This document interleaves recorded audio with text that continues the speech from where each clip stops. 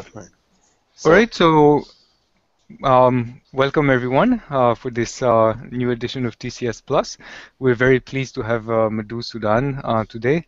So before we get started, maybe Clément will go around the table and introduce the groups. Yeah, so we first have a group from East Carolina University. Hi. And a group from Paris 7 joining us. We've got we also have a group from Caltech here. A group from New York University. Just Hey. a group from Purdue. Hey. Then UC Berkeley and the Simons Institute here. And yeah, and okay. Back to.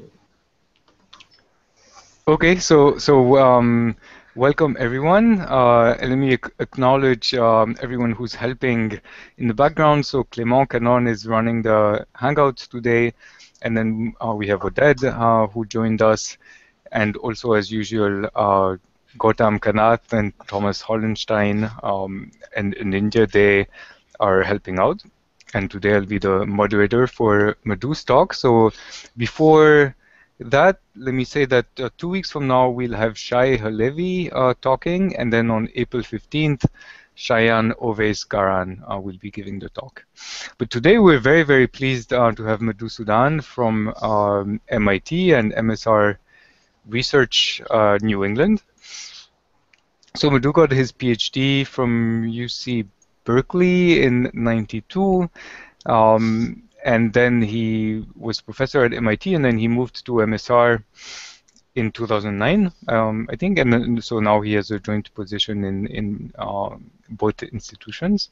So Madhu has had a lot of has done a lot of very exciting work. I'm not going to describe his work. So from the work in complexity theory, PCP theorem, lots of work, very interesting work in coding theory, and also maybe slightly more recently, or work on communication complexity interpreted in a very broad sense, right? Just the in general, what kind of communication is possible. So today he's talking about work with Clément Canon, Venkatesan Guruswamy, and Raghu Meka, imperfectly shared randomness in communication, that I think appeared at this TCS, right? That's correct, yeah. Okay, so please interrupt Madhu with questions when you have them. Just remember to unmute yourselves and speak up. Madhu will hear you and answer the questions. So please don't hesitate to ask at any point during the talk. All right, so Okay. Madhu, we're all yours. Okay, great. Thanks a lot, Thomas. Thanks to all of you folks for first organizing this really neat forum. I'm sorry that so far I'd somehow not managed to get the time and watch one of these things, and now I'm sort of testing it out completely blind. So hopefully everything works out. If it doesn't, my apologies in advance. And I'm really excited to be giving this talk. On the other hand, I do fear that this is the last time anybody will invite me to give a talk on this subject, because now you have it all on YouTube. So with that worry, let me go ahead. So I'm going to talk about some problems related to communication, like Thomas mentioned. And let me start with the most basic background, which is this is a talk essentially on the communication complexity model that was introduced by Andy Yao in 1979. And this model involves two players, Alice and Bob. They have some private inputs, X and Y. These are known only to them. And they want to compute some joint function of X and Y. So some function which maps it to maybe a bit, maybe a little bit more than a bit. And to do that, they're allowed to interact. And what we would like to do at the end in this talk, I'll say Bob wants to output the function value. So Bob is the one who's really interested in computing this function. Alice is happy to help him. And the communication complexity of a function is the number of bits exchanged by the best protocol. Now, because I'm introducing the model, I might as well go ahead and tell you about one fundamental aspect of this model that's important to us, which is that we're going to allow shared randomness. So this is some random string picked, say, uniformly from some distribution and given both to Alice and Bob. And we can just augment the model to allow Alice and Bob to use the string R. And now we can relax the model a little bit and say that they should output the function value with some high probability, let's say 2/3 or some such thing. Okay, so we can still talk about what's the communication complexity of this function when we need to be able to output this function value with some error. So that's the basic model. This is what we've been looking at for many, many years now. Now, what was the motivation for looking at communication complexity? In fact, I have this book over here. So let's see, called Lower Bounds and Communication Complexity. And there's also books by Kushelowitz and Nissan, but somebody stole that book from me, so I don't have it with me. So we have these very nice lower bounds and a very great collection of applications of the lower bounds.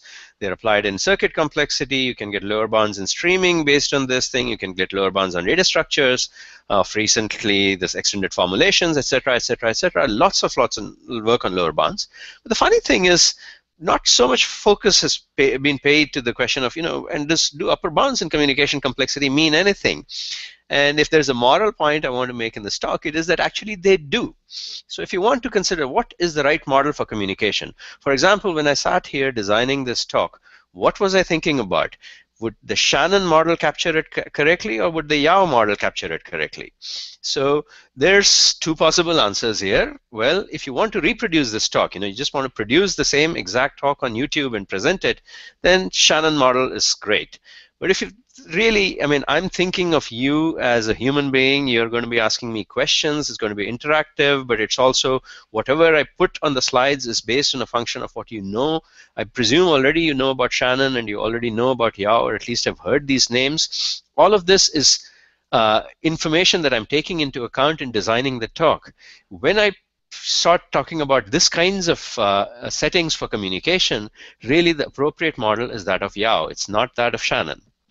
So interaction, as well as my estimation of what you know and what would be useful to you, all lead us towards what is the function f that you are trying to compute, and what is the best information about x, the information that I know that would be most useful to you. These are all things that are going into this design of this talk, and so that's the right model, and that's what I want to talk about a little bit today. Upper bounds in communication complexity and its utility as a positive concept. So where I'm coming from is that I'm interested in natural communication, say, amongst humans. And these communications tend to be contextual. So there's a large amount of context which goes into deciding what should be said and how to interact and so on.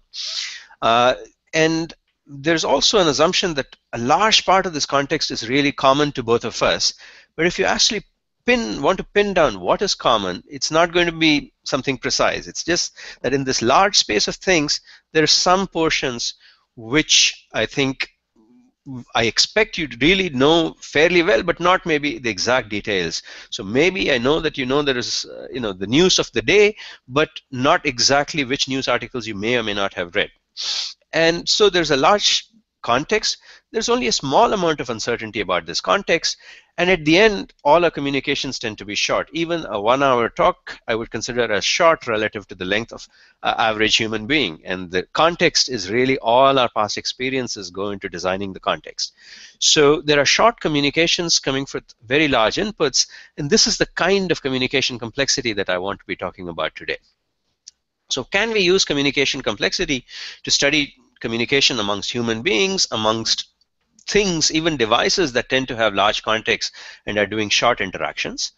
And so the kinds of things, as soon as you start opening up this can of worms, you start asking what are problems that you want to solve, maybe communication complexity can help us explain what makes these kinds of communications reliable, and how do you leverage the fact, for instance, that we have a large context that is in common, but only very little uncertainty that we have about it. So how can I use that to make the communication more efficient, more small? So these are the kinds of things that we would like to be able to use communication complexity to address. But before I talk about our problem in a little bit more detail, I want to say something which is a question that we did not ask when Clement and I and Venkat were looking at this this problem, but started asking later. I mean, so we all see lots and lots of work and expositions on lower bounds in communication complexity. We don't see a very good summary of what are the things that we know how to solve very well in communication complexity. So let me give you at least one slide of things that we can solve very efficiently, and I'm going to do it with randomness in communication complexity. So think in the upcoming problems, there might be a parameter called k, and if k is there, then that's supposed to be a constant.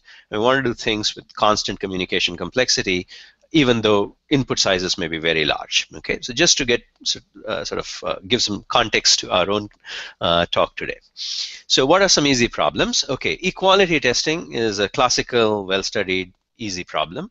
Alice has the input x, it's a binary string. Bob has an input y, another binary string, and they want to know if they are equal or not. It's an age-old result that the communication complexity of equality is 1. And let me just plug in the modern proof that I would give of this thing, which is, the way you should really do this, the communication protocol should be you take an error-correcting code, something which maps little n bits to capital N bits, but has the feature that for any two points x and y, the encoding of x and the encoding of y differ in many coordinates, constant fraction of the coordinates. Now, the shared randomness can tell us that, look, we should only look at the ith coordinate of this encoding, and I will be chosen uniformly at random from amongst all the coordinates. All you need to exchange, Alice and Bob, all they need to exchange is the encoding of x on the ith coordinate, and then they can accept each one by just comparing the two encodings on the ith coordinate. If they're equal, you accept. If they're not equal, you reject. You repeat this protocol as many times as you need to get the desired level of confidence. Okay. So in principle, this is a 1-bit protocol at this stage, and you can make it a few more bits to get error probabilities down. Okay. So any questions so far? All right. So that's a simple thing. Now the next simple problem that I want to talk about is an extension of the same. It's the Hamming distance problem. You could think of this as having a parameter k. If k were 0, you would get equality testing. In general, you have Alice has a string x, Bob has a string y, and they want to know if the number of bits on which they disagree, x and y, is at most k or not. Okay. So once again, this problem has a small complexity, order of k log k. There's a reference due to Huang et al. That I was able to find with some help. And let's move on. I'll tell you a little bit about how to do this in a moment. Also, there's a small set intersection problem. So here you think of x and y as if they are characteristic vectors of sets, but of small sets. So weight of x and weight of y are going to be at most k. And now you want to know if the sets overlap, or in other words, if there's a coordinate where xi and yi are both 1. This thing turns out to have communication complexity order of k, and the significant thing about both Hamming distance and small set intersection is communication complexity does not depend on n, the size of the universe. And why is this turning out to be true in these two cases? Well, the basic idea is simple. You take your universe of size n, you hash it to some small universe, k squared or so, just to avoid any collisions. And you can do that with your common randomness, which doesn't need to be transmitted. And once you have this hash function, you apply it in the right way in each one of these cases, and you get a protocol which involves something like k squared bits at most, and then you can make it more efficient later. Okay? So this is how you get to relatively efficient communication independent of n in these two problems. But these are sort of the well-studied problems in the Boolean context and often talked about in the context of communication complexity. Probably the most interesting problem and possibly the most general problem on this lot is not a total problem like we've seen so far, but rather a promise problem, which I will call the gap inner product. And this is going to be inner product over the reals, okay, not some finite field, etc., etc. And so here Alice has a real vector as an input, vector x. Bob has a real vector r. And these are, let's say, scaled to be unit vectors. And what they'd like to know is if the inner product of these vectors is very large, at least c, or at most s, something much smaller. And it actually follows from the work in sketching and so on, streaming, in particular the work of Alon, Matthias, and Szegedy, implies the following, that there is a communication protocol which communicates roughly something like 1 over c minus s squared. So if the completeness is bounded away from soundness by a constant, then a constant number of bits can separate these two problems for you. Okay, and in case you're curious and you haven't seen this before, let me give you the main insight that probably makes it work. If you pick a random Gaussian vector, okay, so an n-dimensional vector G, each one of its coordinates is going to be a normally distributed real variable with mean 0, variance 1. Then the expectation of the inner product of G and X times the inner product of G and Y is actually the inner product between X and Y. Okay, so how do you use this? Well, Alice can basically compute the inner product of G. The Gaussian variable G is shared.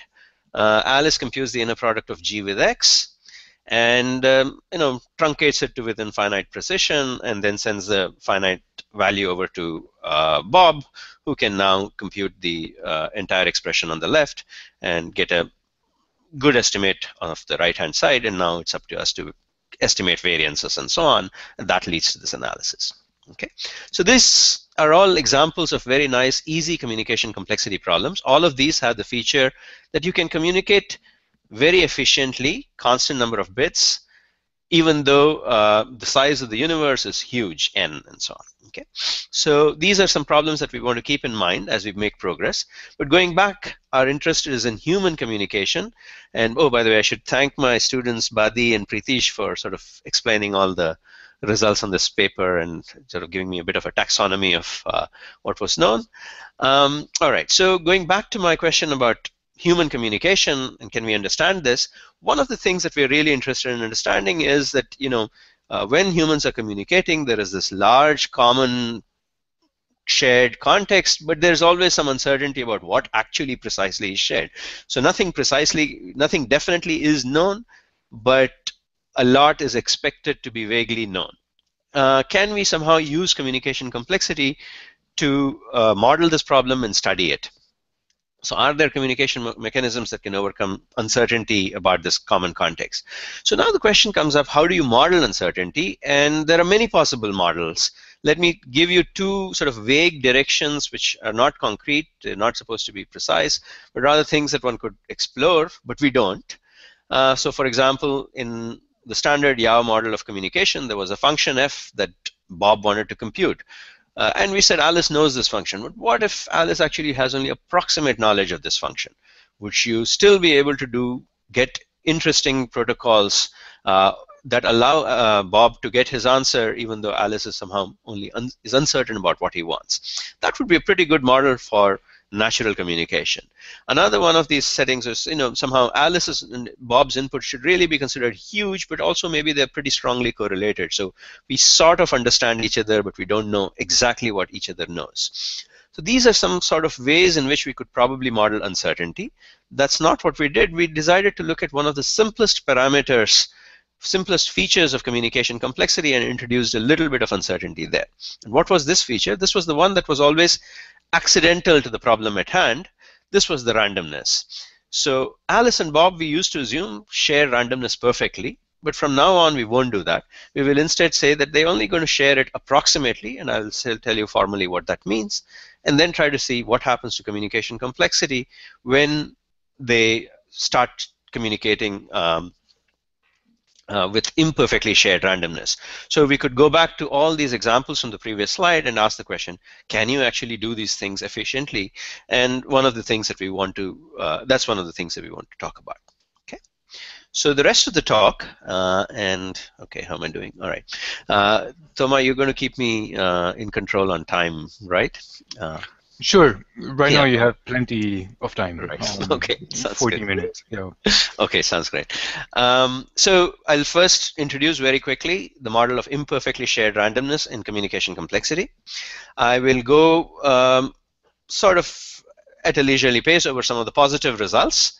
And these will tell you how you can adapt communication protocols so that you can work with imperfectly shared randomness and the kinds of effects that we can get.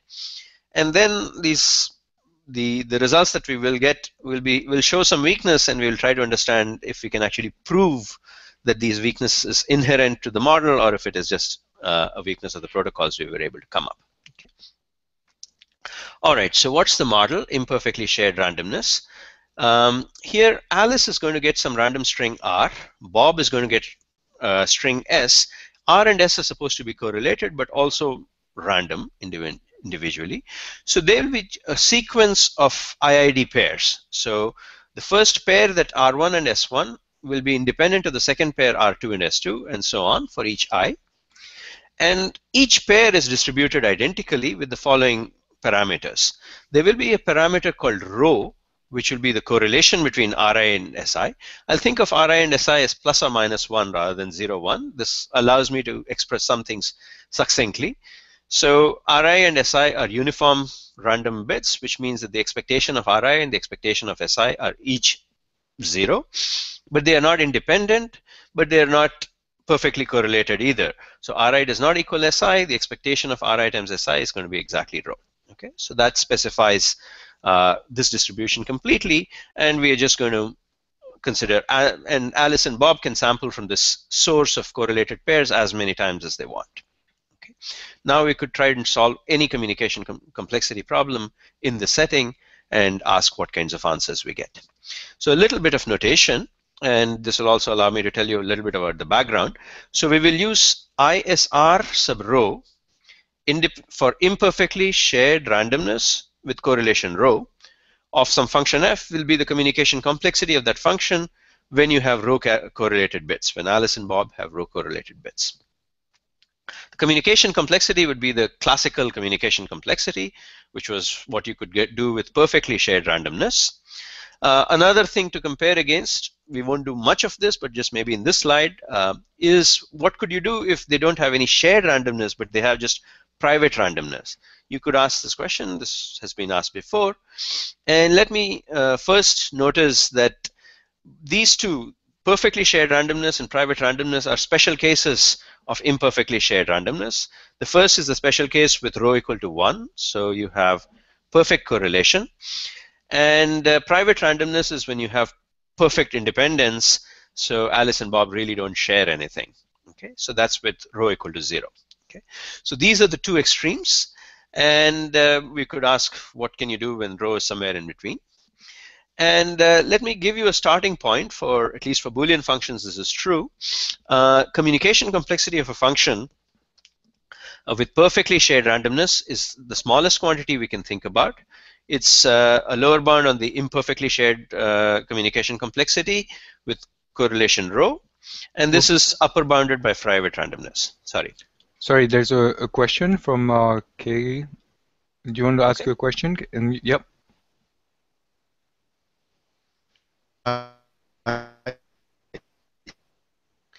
Sorry, you were alternating between me. Yeah, but only he can unmute himself. Kay, there's a problem with your microphone. You're getting muted and unmuted.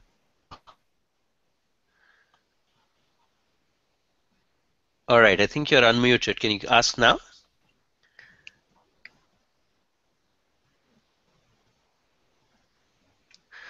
Okay, maybe you want to type the question in, and one of us can read it out to me. In the meantime, I have another naive question, which is, so ISR, this is going to be monotone in rho? Right, so great question. So in fact, indeed, you can always, it's monotone decreasing, right? So so if rho is, if you increase the amount of correlation, the communication complexity is expected to decrease, but this is weakly monotone in the sense we don't have a proof that this is going to be, if rho is strictly less than tau, then ISR of rho will be strictly greater than ISR of tau. Sorry, you do have a proof of this, or you don't? We do not have. No, we don't have a strict. So what I've written on the slide, which is the trivial statement, is all we know. Yeah. Okay. Thanks. Okay. Great.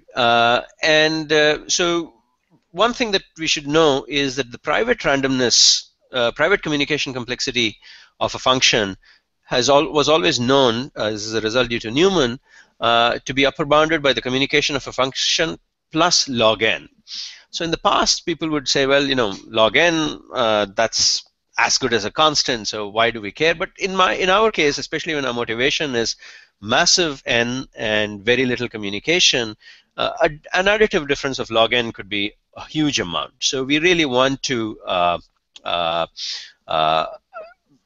we're not happy with this as an upper bound. You can always use this as an upper bound, but if there are other upper bounds which may work well when the communication complexity is small, then we would like to find those. Okay, so that's setting the stage for us. We'd like to know, how does ISR behave as a function of the communication complexity for very tiny values of the communication complexity. And my earlier slides sort of made the point that there are lots of problems for which we have constant communication complexity. Okay. All right, so now a very brief overview of the results. Before I talk about the results, I should mention that this model doesn't seem to have been studied explicitly much before. There's only one previous work, which was due to Bavarian, Gawinski, and Ito. That was also fairly recent in 2014. And they looked at this additive gap of log n, and they said, well, this is not the right direction to focus. Maybe we should talk about simultaneous communication, where Alice and Bob talk to a referee. So from our point of view, I mean, it doesn't capture many forms of communication that we want to talk about, so we ended up looking at this thing. And also I should mention that their focus was also not on this very simple correlation model, but some very general models. In the meanwhile, did the question come up? Yes, sorry. So I can read the question to you. So we had some connection problem, but the question from K. Gopalakrishnan was, if we're trying to model common contextual knowledge used in human communication, then that contextual knowledge is not random. So why in your model how do your model of imperfect shared randomness connect with this motivation of trying to? Right. So it's not the final answer, but we have to start somewhere, right?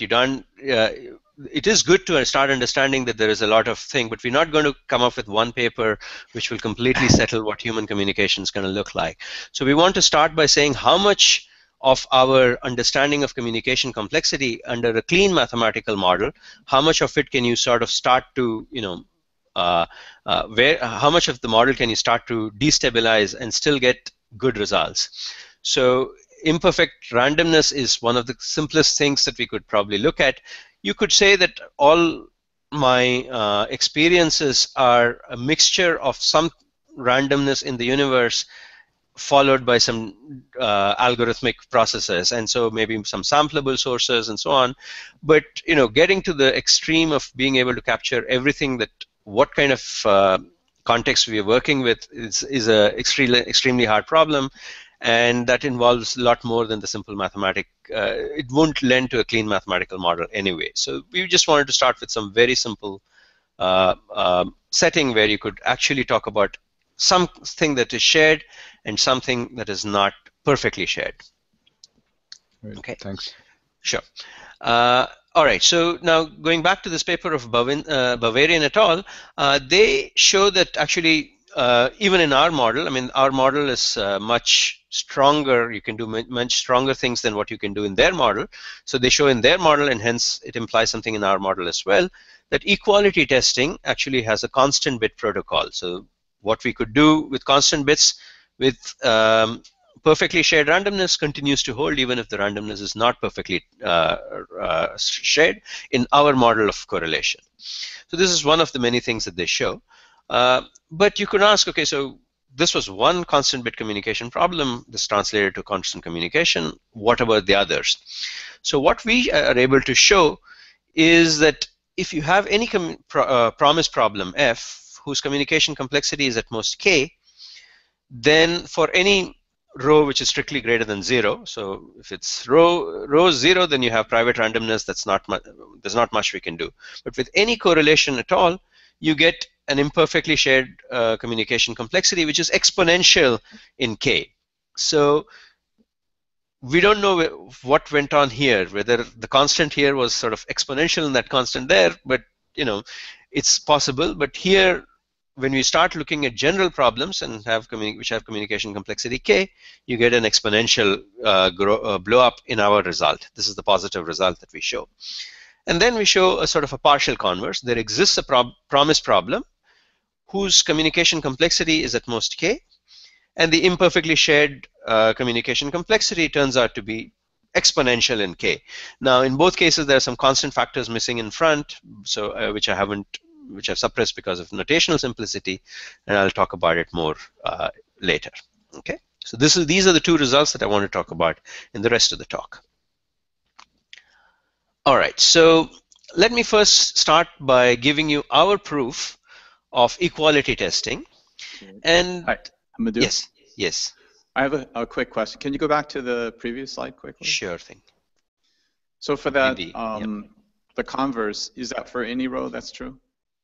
The converse is true for any row, correct. So for all rows there exists an F, it's the same. Yeah, for every row less than 1, row should be, for the converse, the row should be less than 1, and for the positive result, the row should be greater than 0. Right. So it's the same F for all row, right? It is the same F for all row. That's correct. Okay. Yeah, okay, that's a good question. Yeah, it is. Madhu, just a quick question too. So, so the probability of, I assume all of this is defined for arbitrarily small probability of error, right? Which only affects the constants. Right.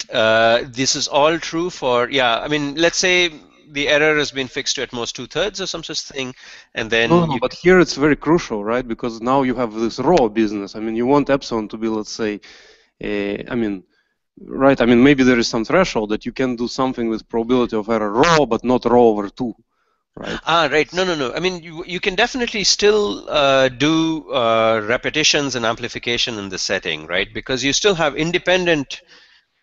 You have many attempts at solving the problem, and then you can take the majority vote. Okay. Right. So it doesn't matter. The row will not affect the error probability. Okay. All right. Okay. Hey, so finally I get to see some of you folks at the Simons. I hope you're having a good time. The weather there should be a little better than here. All right. So how do you do equality testing? So what we're going to do is something similar to, you start with the same starting point. First thing we're going to do is encode X with an error correcting code. So Alice encodes her input and gets a much larger string. Bob encodes his input and gets a much larger string. And let's say these are ±1 things. And what we know is that if X equals Y, the encodings are equal, and their inner product now, as a real inner product, is going to be capital N, because these are equal on every coordinate. On the other hand, let's say if they are unequal, our code is good enough that the inner product, which could be any number between +n and -n, is now at most n over 2. Okay, so we can pick a code which is good enough to give us this. And if you have this kind of a code, the usual thing that we used to do was to send one coordinate of this code, and we're not going to do that. Instead, we're going to think along the lines of the Gaussian protocols that we saw earlier. And so building on these protocols which came from the sketching literature, what we do is the following. So pick many random Gaussian vectors, G1, G2, and so on up to G sub t. Each one of these is an n-dimensional vector. You find out which one of these is closest to X in the sense of maximizing the inner product with X. Okay, and you send the name of that vector. So it's some log t bits we are sending. And we'll send this name of this vector to Alice, sends the name of this vector to Bob. Now, these Gaussians are supposed to be shared imperfectly. Bob does not have them exactly, but our model would immediately imply that Alice and Bob can generate row correlated Gaussians. Okay, this, or maybe some row prime, I didn't check, but it'll be about roughly the same correlation. And these things, so Bob has some vectors, G1 prime, G2 prime, and so on, and each one is going to be somewhat correlated with the corresponding G sub I. G prime sub I is somewhat correlated with G sub I. And Bob will simply do something very obvious. He will accept if the inner product of G prime sub I with Y is greater than or equal to 0, okay, if it's positive. And if he does this, it turns out that this is actually a good protocol. And in order to be able to determine if xi was if the encodings were equal or not, or to separate the inner product from being as much as n from being at most n over 2, you need to communicate some constant number of bits, which is so a constant which is a function of rho, but other than that, it's a universal constant. Okay, so this is roughly what the protocol is. It's fairly simple, and it works well. And it turns out it's actually solves more than just the equality testing problem. It solves pretty much all communication complexity problems with k bits of communication. Okay, so I'll call this the Gaussian protocol, and we will be using this in the next couple of slides. So in general one-way communication, the idea is that all communication actually just reduces to inner products. This is really all there is. So I'll do this very slowly, but it's really simple. So let's say, take for simplicity a one-way communication protocol. Alice sends a message to Bob, and Bob just decides what to do. So what does Alice's message look like? She sends him k bits. It's some number which is between some integer between 1 and 2 to the k. Okay. What is Bob's output? It is some function. How does he compute his verdict? He applies some function. This is a function which maps the domain of the message to 0 or 1, whether he should accept or not. So it's some function that looks like this. And what we know is that if you pick a random r and consider the message that Alice would send, I sub r, and the function that Bob would apply to it, he would get the right answer. For any communication problem which can be solved with k bits of communication, this is how it looks. K bits of one-way communication, this is how it looks. Okay, so we can just convert all of these things to vectors simply. Sorry, there we are. The index I sub r that Alice should send, you could think of it as a vector of length 2 to the k, which is just a unit coordinate vector, which is 1 for I sub r and 0 everywhere else. And Bob's function f sub r can be represented as a truth table of the function that you are looking at, which is another vector of length 2 to the k. And now the verdict is simply the inner product of xr with yr. Okay, so this is a fairly straightforward, simple thing. And now if you want to figure out what's the acceptance probability when you go over all possible r's, you just string all of these vectors together and look at the overall inner product. And if you can estimate this inner product very accurately, then you get a very good, you can get to figure out whether you would have accepted with probability greater than 2/3 or less than 1/3.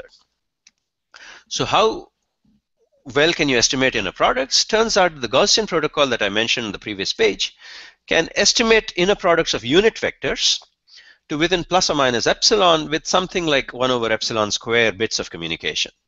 Okay, the constant in front depends on rho, but that's what it does. And how accurate? What is the epsilon that it would work for us? It would be like something like 2 to the minus k.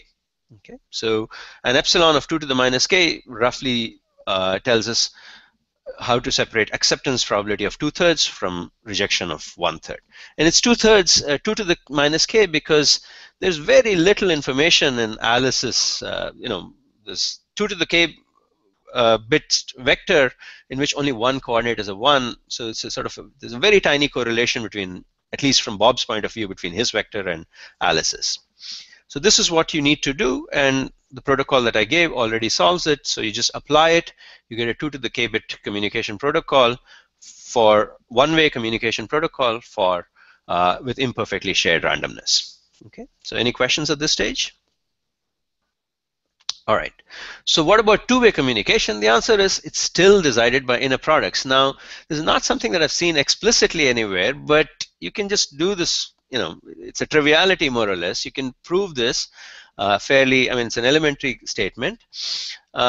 If you consider any private coin protocol for Alice and Bob, you can represent the space of all of these protocols by, again, 2 to the k bit real vectors. In fact, these vectors will be in the box 0, 1 to the 2 to the k. And a strategy would be a point inside this convex set, k sub a, and a strategy for Bob will be a point in this convex set, k sub b. And the acceptance condition, are they going to accept or not, or the probability of acceptance for private coin protocols would be just the inner product of pi sub a with pi sub b. Okay, so it's, and if you now want to model communication with shared randomness, then you just take many of these, for each instantiation of the shared randomness, you get these vectors. you glue them all together, and you get the inner product of the big vectors is what you really want to determine, and you want to measure it to within an accuracy of 2 to the minus k.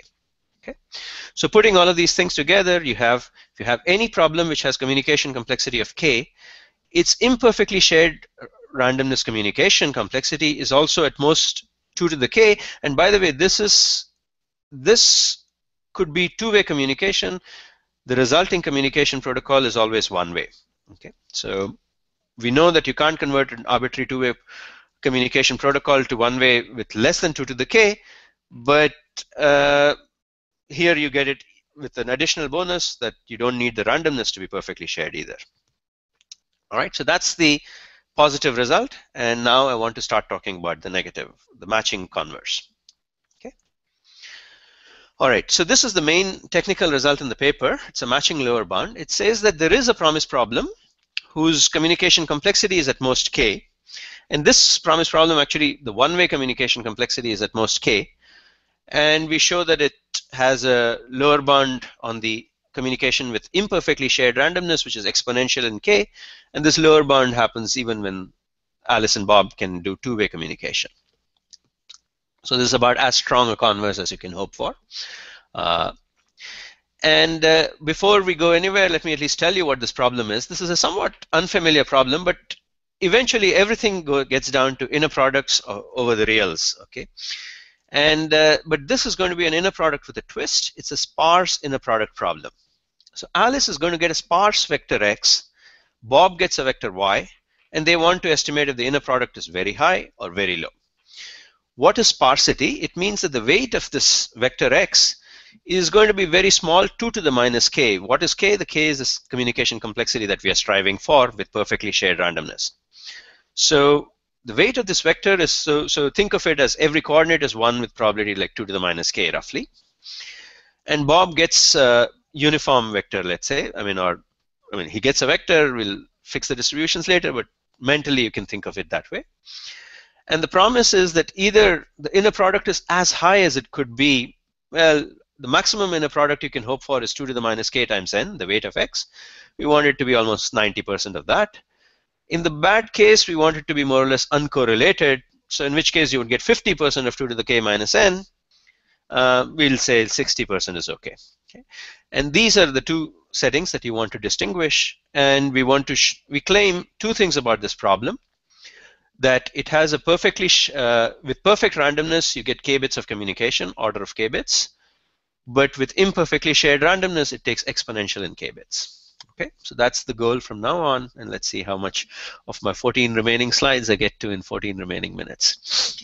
All right, so that's the compressed version of the problem, and hopefully it'll stick around for whenever you might need it.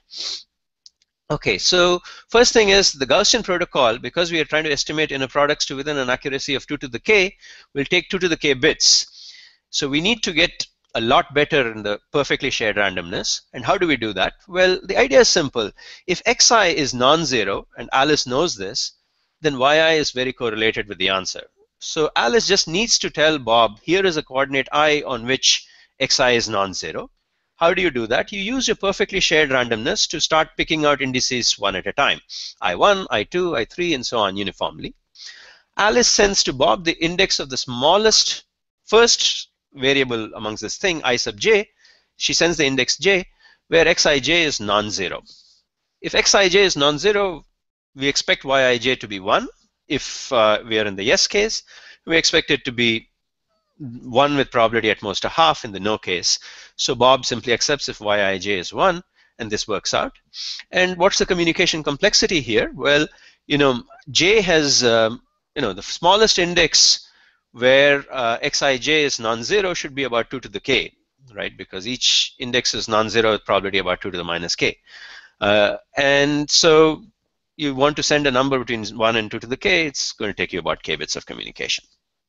Right? So that's the protocol that works. Is this, Madhu, do you know that this is optimal, the k? Do you have a lower bound for this? Okay, so good. The lower bound is implied, I guess, by all the things that we do, but maybe there's something more direct. I don't know. Clement, do you want to take that question? I mean, there must be something direct and simple, but it's certainly implied by a combination of our upper bounds and lower bounds. Okay. All right. So now what we want to do, I wanted to give you a little bit of an idea of the lower bounds, how we prove it. There is one big technical hammer which I won't talk about, and that'll save me a lot of time. So towards the lower bound, we want to rule out two natural approaches. So first, one thing you could do is just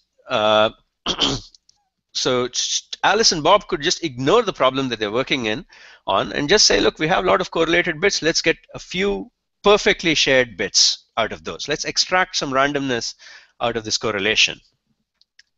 This, unfortunately, turns out you cannot do. And there is a lower bound. We prove it in this context of communication complexity also, but it essentially follows immediately from a work of Bogdanov and Mosel, which says that if Alice and Bob are willing to exchange T bits, and they want to generate even K bits of entropy, of min entropy, and they want to get agreement on these K bits with probability gamma, then you have T is more or less K, except for whatever is the, if you're willing to accept a much lower agreement probability, you can save that many bits, log of that many bits, but that's it. Okay. So really, you have to communicate in order to get perfect agreement. You can't just try to extract randomness, perfect randomness from uncorrelated stuff. Okay. So now towards the lower bound, we have to consider two different protocols that we see as candidate protocols. On the one hand, you could just ignore the sparsity and estimate the inner product. But then this will start using something like 2 to the k bits. But we do need to prove that the Gaussian protocol that we gave for estimating inner products cannot be improved. And in fact, let's go ahead and do that very briefly. One could define the following very simple correlation detection problem. X and Y are going to, Alice and Bob are going to get vectors X and Y. X and Y are again generated from a product distribution. The ith coordinate is going to be, xi is going to be a Gaussian, yi is going to be a Gaussian. If on the yes instances, these will be correlated Gaussians, and the no instances, they'll be uncorrelated. And the correlations, let's say, is epsilon. If this is the problem that you're working with, and you have any communication protocol should be epsilon to the -2 over here if we used gap hamming, but we use set disjointness in the paper, and so we get epsilon to the -1. But one way or the other, look, exponential in k is going to remain exponential in k communication because the correlations that we are trying to detect are roughly 2 to the -k. Okay, so moral of this story is you can't ignore the sparsity of these vectors. You really have to use the sparsity of x if you want to get down to k bits of communication. At least this is morally proved here and formally proved later. So going back to our approach, we said, let's see if we can ignore the sparsity. That doesn't work. So let's try and see what could we have done with the other protocol that we had, which was using the perfectly shared randomness. Is there some way of simulating it with imperfectly shared randomness? So somehow or the other, Alice and Bob need to agree on these coordinates, I1, I2, and something. Say, we want to focus on a few coordinates and let's see which are the good ones. But now we have a problem. Either the coordinates that we agree to focus on has high entropy when you choose the different random strings. If it does, then they are agreeing on a coordinate to focus on, they are agreeing on a high entropy string, and we know that that takes a lot of communication. So that cannot happen. On the other extreme, it could be that these I1, I might just say, let's look at the first coordinate, and let's look at the second coordinate, and try and see what we can do. And it turns out that's not going to work well because I can now fix my distribution based on your strategy to just say, look, if you're going to be looking at the first coordinate too often, I'll just fix them to be zeros. Okay. And now you're not going to get much information about what happens in the rest of the input. So this actually leads us to a nice aside, which I do want to emphasize. I mean, most lower bounds in communication complexity tend to be distributional. You fix a distribution, you say, look, no strategy will work well against it. That cannot happen for us, right? You know why? Because, look, we know that the gap sparse, this problem that we are looking at has communication complexity of k with perfect randomness, and that works for every input. So in particular, it works for every distribution over inputs. But for a distribution over an input, we could have a deterministic communication complexity which would match the best probabilistic communication complexity, right? So if you fix the distribution and say, well, no strategy is going to do well, you're host, because there is a strategy which gets k bits. So we really need to flip these quantifiers. We need to fix the strategy and say, now, based on the strategy, what's the distribution that we can use to get a lower bound? So this is what we end up doing. So let me just give you a brief summary of what we've sort of claimed in the last few slides, which seemed to be a bit sporadic. So we'll say, on the one hand, you could have a very symmetric strategy, like the Gaussian protocol, where you don't look at any particular bit, you don't give any particular coordinate of the input too much weight.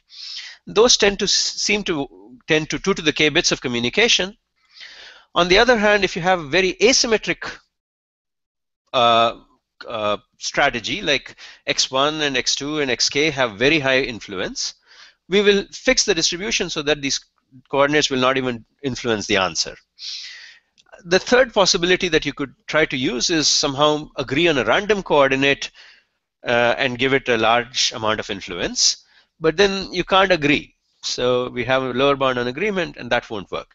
So these seem to form a patchwork of ideas which say, yeah, we don't really see a way of beating the 2 to the k upper bound that we have.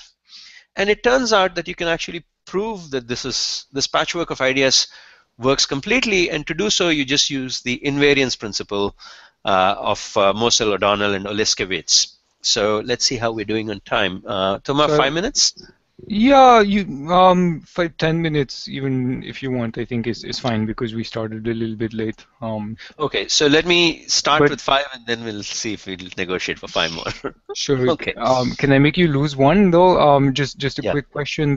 Sure. You're distinguishing these two, symmetric and asymmetric. Are these really different? Because if you were to think of your vectors as real vectors, then taking a product with a Gaussian or looking at the coordinate, this is sort of just it's a change. So that's exactly the point that we're going to make in the future. If there exist strategies which are very asymmetric, which look at the first coordinate and do something or the other, the inputs are not Gaussian at this stage. Recall that, okay, maybe, so, okay, there's the thing that I should have flashed. Inputs are still 0-1 vectors. Sure. And so you can be actually very non-uniform in your focus, but we want to claim that non-uniformity in the focus will not work well for you. Okay. So here's how we decide to do this. We're going to look at the strategy. What is Alice's strategy? Let's look at again the one-way setting, because it's very much easier to state some of these things, and then the two-way is just clean abstraction, and it works as easily but with less intuition. So Alice's strategy is some message in the set 1 to capital K. Capital K is like 2 to the little k or some such thing, or 2 to the little k maybe. Okay. So we want to say that Alice's function is some message in the set 1 to capital K. Bob, what he's going to do with Alice's message is, again, you know, it's a binary vector of length capital K. It says on each one of these messages, should he accept or reject? So these are how you look at these strategies. And what we would really like to do is to say, let's start looking at the influence of various variables, x1, x2, and so on, y1, y2, in the functions fr and g sub s.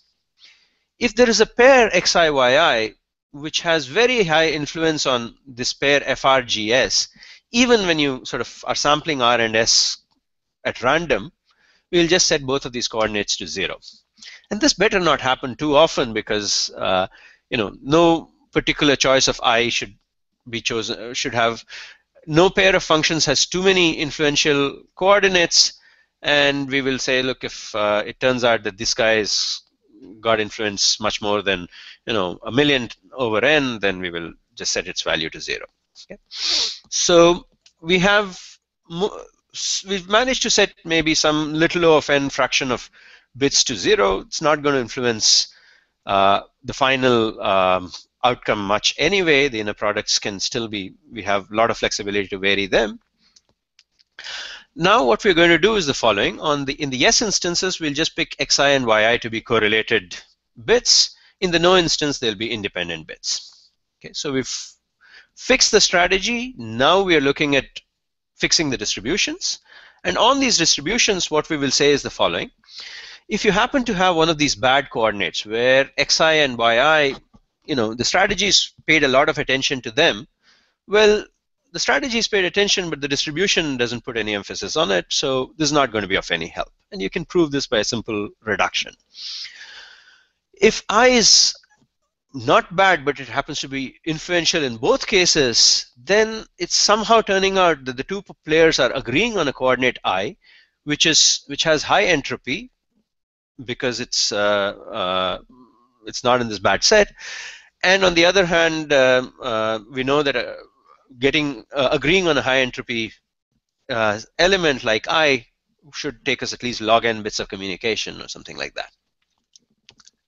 What we are left with is the third case, where the two functions have no common influential variable. And this is where the invariance principle comes in very handy. And what one can do over there is you can say, look, instead of x and y being bits, we can do what Thomas asked me about. You can just replace x and y by Gaussian vectors. But then when they're Gaussian, there's no notion of sparsity anymore. And we know that for non-sparse inner products, we really cannot do much better than the 1 over epsilon squared that we are able to achieve. So in this case, 2 to the k bits are needed. So this roughly is the overall strategy. I had a few more slides, I think, on the invariance principle and the challenges we had to overcome. Maybe I'll just flash a variant of the invariance principle that we actually use, which I think I'd like to advocate. It's easy to obtain from the other papers, but easy with 4 or 5 pages of work. And now we have it done, and maybe it's very usable. So usually invariance principles talk about real valued functions, but now we're going to talk about vector valued functions. And usually invariance principle says that, look, if the functions are low degree polynomials and so on and so forth, then we don't have to do anything. We can keep their image roughly the same, and we can make sure that the inputs are replaced from being Boolean to Gaussian.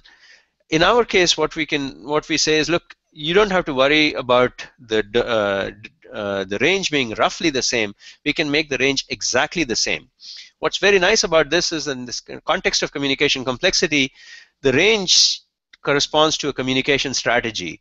If you keep the range exactly the same, then and apply the invariance principle, then it says, look, you get starting from some communication strategy, you end up with some other communication strategy, and so it works very nicely as a reduction between two communication complexity problems. So this is a version of the invariance principle that I advocate. I won't talk much more about it because I'm running out of time, but these are some of the things. So summarizing, we have k bits of communication with perfectly shared randomness.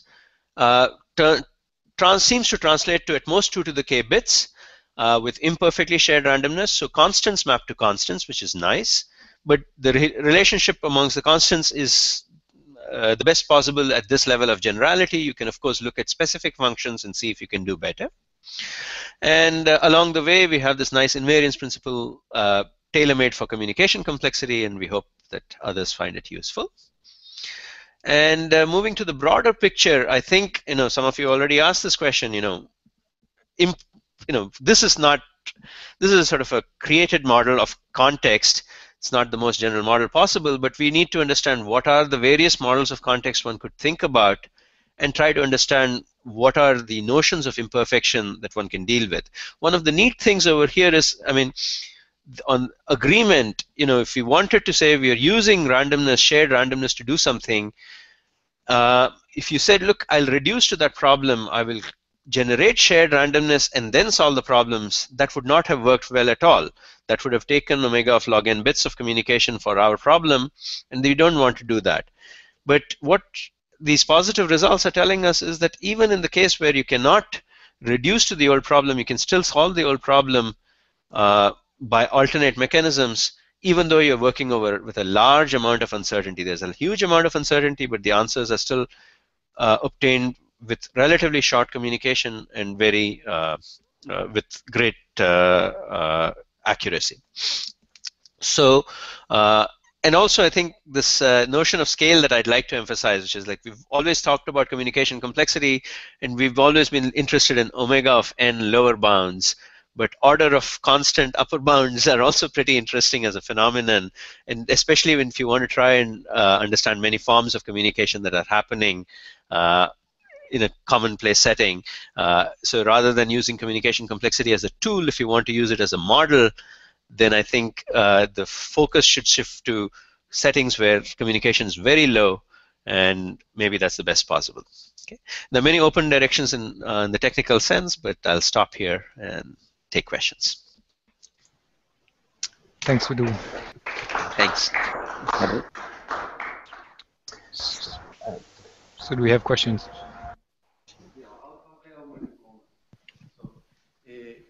Yeah, so Madhu, hi again. Hey, Yuri.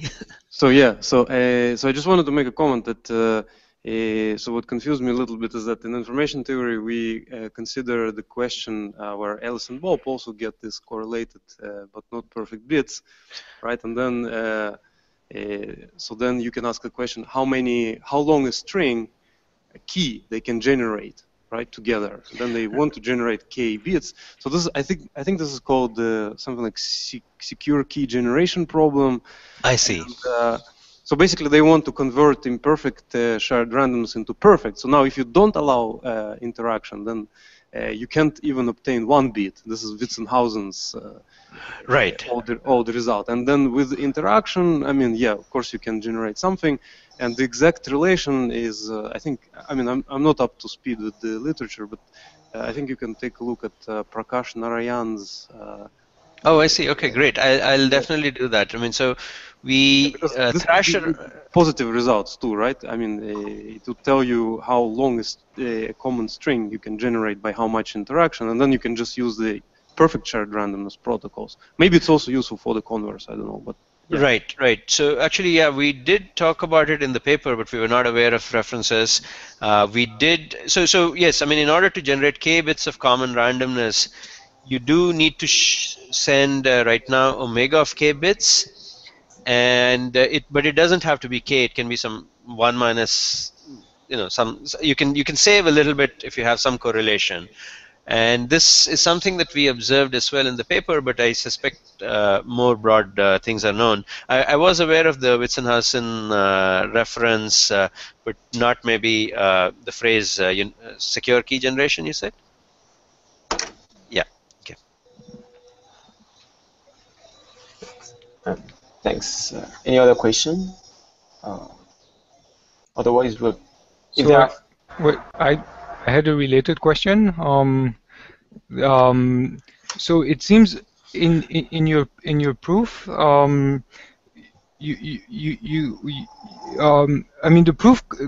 Okay, could you obtain a relation instead of the amount of communication, a bound depending on the amount of randomness that of shared randomness that the original protocol uses? Like, it seems that your lower bound goes by saying, well, look, if you really want to solve this problem that I defined, the only way to do it is that you have to come up with a shared random variable that has so many bits, and doing so then requires k bits. No, actually, I would rephrase that. In fact, the way we chose the parameters and how they're scaled, we said any protocol, I mean, because we would need to exchange a number of random bits, which would be a function of n, in order to solve the problem accurately enough, we said, look, any protocol which works by agreeing on something is just too expensive, so we can rule those out. And then we said, okay, so the right protocol to use is one which is roughly what our upper bound says, which doesn't give too much emphasis to any one particular coordinate of the input strings. So in that sense, one would say that, yeah, I mean, agreeing is just too expensive. Now, you asked a related question, but there was still an interesting question left in what you asked, but maybe if you repeat the question, I could... Sorry, I flaked out over there for a moment. Oh, maybe before I was asking if you could obtain a bound that depends on the amount of. Oh, right. Yeah. No, okay. So there's a very interesting question there. So, for instance, we have Newman's theorem in the context of perfectly shared randomness. The amount of randomness the two players need is at most log n, where n is their input size. There is no analogous theorem in, forget for specific problems. You could just say, what's the maximum amount of randomness that you might ever need for any problem? We get some polynomial in n upper bound based on these inner products and so on and so forth. And I don't even know if that's right. I think we can probably claim that, right? Well, actually, sorry, not polynomial in n is not going to be right. Using polynomial in n randomness, we can actually get protocols which communicate only constant bits, for instance. And we don't know anything which says that a smaller amount of randomness, correlated randomness, would suffice. It's a pretty interesting question. And in particular, I mean, this may happen when the original protocol was using very little randomness to start with. Thanks. Other question? Yeah. If there's no further question, we're gonna go. One last question. Yeah. Yeah. Okay. Go ahead, Ed. Okay. Thanks for the talk, Madhu. Just in some sense, what you show is separation between rho equals 0 and rho positive, right? Having no noise and having a little bit of noise. Right. I guess one could also ask for separation between any two values of rho, right? Is that right? Yeah. So we heard. I think we first heard this question in one of the talks that either I or Clement gave earlier, and we thought a little bit about it, but we don't see any way of getting such a separation right now. And one of the big obstacles is, I mean, we basically know only one problem which we seem to be able to do well, but we do well on that problem, which is this gap sparse in a product. We are able to do well because of perfect correlation. So it's hard to design a problem in which a small amount of noise allows us to do well, whereas a somewhat larger amount of noise sort of screws the protocol up. This, at the same time, if you actually extend some of these things that Yuri mentioned, talked about, and I also talked about, agreeing on randomness is hard, but so is even sort of, if you want to distill correlation, I want to start with some amount of correlation, get a factor, a constant fraction of the, lose a constant fraction of the bits, but get more correlated ones.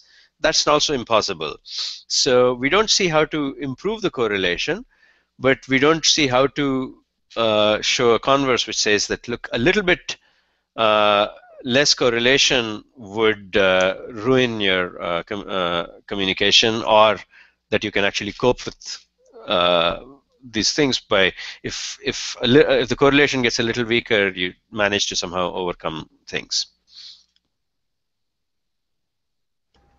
And maybe one more question, which I'm not sure if it really makes sense, but recently there's been lots of effort to use information complexity to show lower bounds on communication complexity. Right. But that's usually in the model of public coins. So I'm not sure if any of the techniques there can be used in your model, or actually even in the model of no public coins. Even there, I'm not sure if right. So somehow I think, I mean, the way I see our lower bounds going is we sort of work for a little while with this imperfectly shared randomness to massage problems into hard communication problems in the classical sense, and then subcontract the task, right? So in this phase where we are dealing with this imperfection and the randomness, it seems more like information complexity is not the right tool, or it's maybe too sophisticated. But maybe, I mean, when we start talking about weakening the correlation or some such thing, there we might see a need for it. There we might actually need to open some cans and see what happens. But the thing that's kind of hard about the weakening the correlation is I don't have a candidate problem to separate strong correlations from weak correlations. But once we get that kind of a candidate, maybe other tools may be needed to separate them. Okay, thanks. Okay, all right. Do we have other questions? Okay, if there are other questions, we're going to continue offline. We're going to switch, we're going to interrupt the online version right now. Okay, so thanks everyone for joining us, and we'll see you 2 weeks from now with talk given by Shai Halevi. Thanks everyone. Okay, bye. Thank you.